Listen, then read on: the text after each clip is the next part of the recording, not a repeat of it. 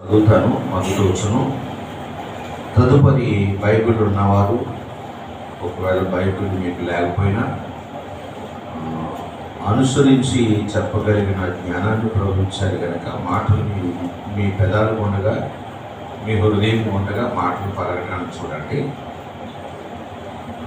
మీ హృదయమును కలవరపడనీయకుడి. నేను మరోసారి చదువుతాను, తర్వాత అందరూ చదువుకోండి. మీ హృదయమును కలవరపడనీయకుడి. మరోసారి చదువుకోండి, మరోసారి చదువుకోండి. ఇప్పుడు బైబిల్ చూడకుండా చెప్పండి. కలవర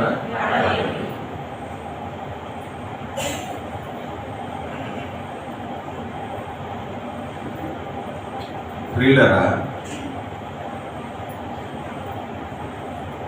ఈ మాట మన వ్యక్తిగత జీవితానికి కానివ్వండి, లేక కుటుంబ పరంగా చాలా ఘనమైన మాట. ఇది కలవరాలతో నిండినటువంటి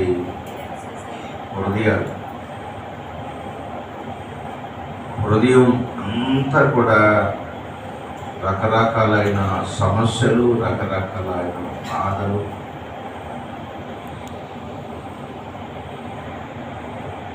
ఏ టైంలో ఏం జరుగుతుందో భయముతో కూడిన రోజులండి. జీవితం అంతా కూడా కలవరాలు కలవరాలు కలవరాలు కలవరాలు. కలవరం నాకు లేదు అని చెప్పగలిగిన మనిషి భూమి మీద ఎవరు కూడా. పెద్దలు ఏమన్నారంటే, ఎంత చెట్టుకు అంత గాలి. కనుక ఏదో ఒక కలవరాలతో మనం ఉంటాం.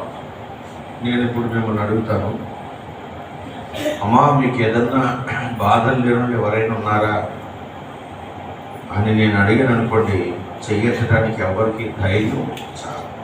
మీరు నన్ను అడగండి, అయ్యా మీకు ఏమన్నా బాధలు ఉన్నాయా, కలవరాలు ఉన్నాయంటే, నాకుండే సమస్యలు నాకున్నాయి, నాకుండే బాధలు నాకున్నాయి, నాకుండే కలవరాలు నాకున్నాయి. మనుషులు కనుక ఏదో ఒక కలవరం మనల్ని వెంటాడుతూనే ఉంటుంది. కనుక దేవుడు చెప్పిన మాట ఏంటంటే, నా బిడ్డలారా, నా కుమారుడా, నా కుమారి, నీ హృదయాన్ని కలవరం.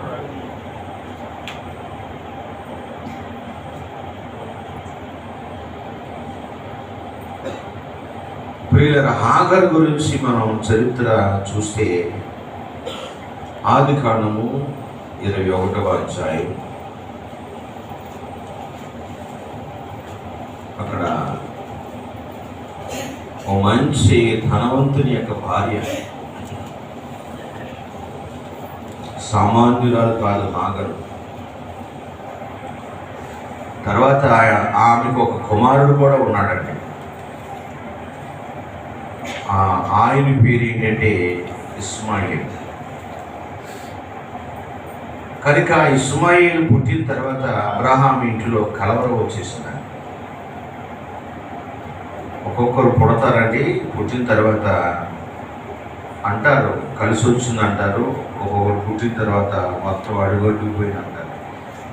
మరి అది ఎంతవరకు నిజమో నేను చెప్పలేను. కానీ ఇస్మాయిల్ పుట్టిన తర్వాత అబ్రహాం ఇంట్లోనే భయంకరమైన కలవరం వచ్చేసింది. చూడండి, ఆదికాండము 21వ అధ్యాయం